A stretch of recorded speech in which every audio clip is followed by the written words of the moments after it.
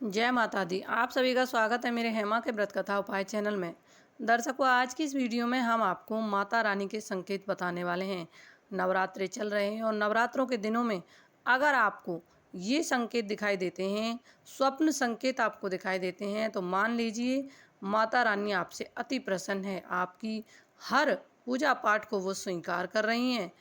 तो अब आपकी भक्ति से माता रानी पूरी तरीके से प्रसन्न है। तो आपको ये संकेत कैसे देखने हैं, चैनल को सब्सक्राइब करें, साइड में ऑल को प्रेस करें मेरी इसी तरह की उपाय और कथा की वीडियो प्राप्त करने के लिए।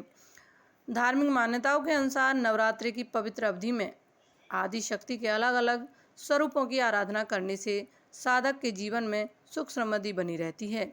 माना जाता है कि जो कोई व्यक्ति पूरे विधि विधान से और सच्चे मन से माता रानी की पूजा अर्चना करता है, उसे कुछ शुभ संकेत अवश्य ही मिलते हैं, जिससे आप पता कर सकते हैं कि आपकी प्रार्थना स्वीकार हुई है या नहीं। तो ऐसे कौन सी सपने संकेत हैं जो आपको हम बताने वाले हैं। सबसे पहला देखो, नवरात्रि के दौरान मिट्टी के पात्र में जौ उगाने का भी महत्व है, क्योंकि इसके बिना माता रानी की पूजा नहीं मानी जाती। खेती जो हम उगाते हैं, इसका विधान होता है पहले से ही, जब ये उगाई जाती है।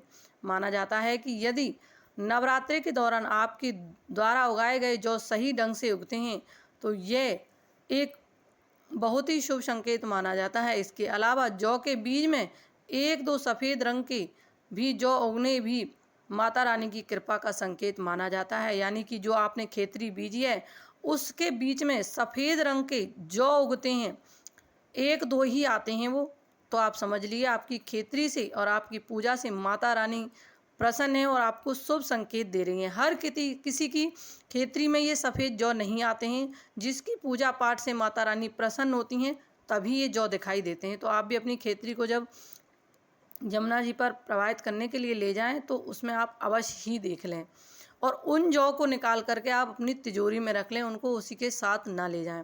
दूसरा, नवरात्रि के दौरान अखंड ज्योत जलाने का भी विशेष महत्व है। ऐसे में अगर आपके घर में 9 दिन तक अखंड ज्योत बिना किसी बाधा के जलती है, बिना किसी लड़ाई के, बिना किसी अड़चन के पूरी 9 दिन तक अच्छे से जल जाती है, तो इसका अर्थ माना जाता है कि माँ दुर्गा की आप पर अपार कृपा होने वाली है। बहुत ही जल्दी आपके घर में बड़ी खुशियाँ आने वाली हैं, बड़ी खुशियों का आगमन होने वाला है।